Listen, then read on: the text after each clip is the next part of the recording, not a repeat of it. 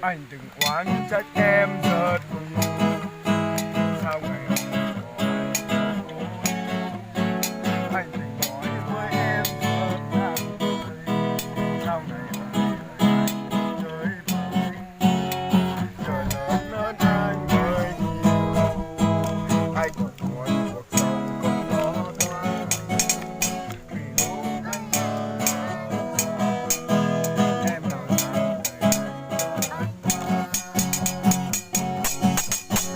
làm lớn hơn anh mang trong cuộc đời. Là em mất em sinh ra tuổi đôi mươi, là muốn ấp ôm em theo cả cuộc đời, và bản thân anh còn chưa được nuối. Giờ đây anh đã có những thứ em cần rồi, vì không có em nên anh đau lòng thôi. Ngày không dám tin tương lai anh đã đổi, giờ theo bước anh em sẽ đớn đau cuộc đời.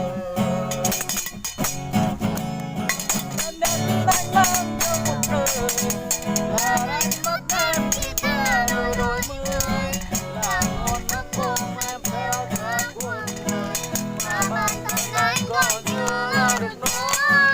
Giờ đây anh đã có những thứ em cần rồi, vì không có em nên anh đau lòng thôi. Anh thay đổi, theo bước anh em sẽ đớn đau cuộc đời.